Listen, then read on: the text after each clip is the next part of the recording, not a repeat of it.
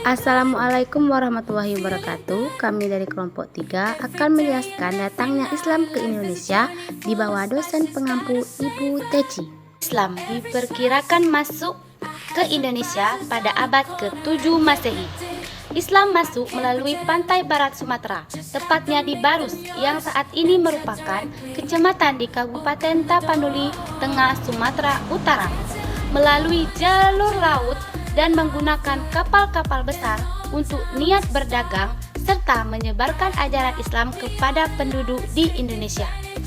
Beberapa bukti yang menyebutkan Islam masuk ke Indonesia pada abad ke-7 Masehi yaitu: pertama, berita Cina dari zaman dinasti yang menyebutkan adanya perkampungan bernama Barus atau Pansur yang dihuni oleh orang-orang Arab yang memeluk ajaran Islam pada tahun 674 Masehi.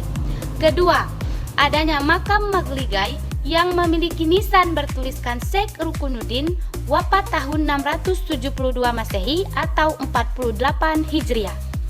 Tetapi Islam mulai berkembang dan banyak diketahui masyarakat pada abad ke-14 Masehi. Sebelum datangnya Islam ke Indonesia atau dahulu disebut Nusantara, masyarakat Indonesia adalah penganut animisme dan dinamisme yang disebut percaya akan roh-roh dan hal gaib. 4 teori Islam masuk ke Indonesia. Yang pertama yaitu teori Gujarat. Teori ini menyatakan bahwa Islam masuk ke Indonesia melalui perdagangan dari Gujarat, India pada abad ke-13 Masehi. Teori ini dikemukakan oleh J. P. Genevel, seorang ilmuwan dan pakar bahasa Melayu di Universitas Leiden, Belanda. Yang kedua yaitu teori Arab. Teori ini menyatakan bahwa Islam datang ke Nusantara pada abad ke-7 Masehi melalui perdagangan Arab. Teori ini dipopulerkan oleh Haji Abdul Karim Amrullah atau Buya Hamka. Yang ketiga yaitu teori Persia. Teori ini menyatakan bahwa Islam datang ke Nusantara melalui perdagangan yang dilakukan oleh orang Persia atau kini Iran yang menganut ajaran Syiah.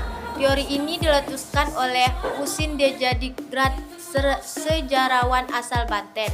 Yang keempat yaitu teori Cina. Teori ini menyatakan bahwa Islam datang ke Indonesia dari Cina dengan bukti yang menunjukkan peran pendakwah keturunan Cina pada masa kerajaan Demak. Selain keempat teori tersebut, ada juga teori Coromandel atau Malabar yang menyatakan bahwa Islam masuk ke Indonesia dibawa oleh orang-orang Malabar, bagian dari kawasan Persia, India Timur.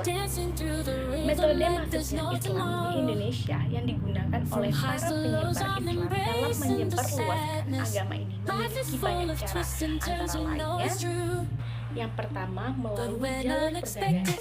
Salah satu cara utama masuknya Islam ke Indonesia adalah melalui jalur perdagangan. Para perdagangan Muslim dari berbagai daerah seperti Arab, Gujarat, dan Persia membawa ajaran Islam sambil berdagang. Interaksi dagang ini memungkinkan penyebaran Islam secara bertahap kepada penduduk pribumi yang sebelumnya menganut agama Hindu dan Buddha. Yang kedua, melalui jalur perkawinan. Selain berdagang, para pedagang Muslim juga melakukan pernikahan dengan putri bangsawan setempat. Cara ini memperkuat hubungan mereka dengan penduduk lokal. Umumnya, mereka yang menikahi putri bangsawan telah menetap di kota pelabuhan dan membentuk komunitas yang dikenal sebagai Pekoja. 3. Melalui struktur sosial. Penyebaran Islam juga dilakukan melalui struktur sosial.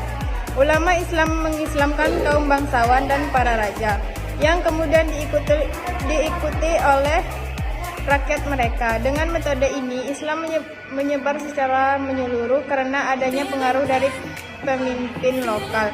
4. Melalui metode pendidikan. Ulama mendirikan pondok pesantren yang menjadi pusat pendidikan Islam.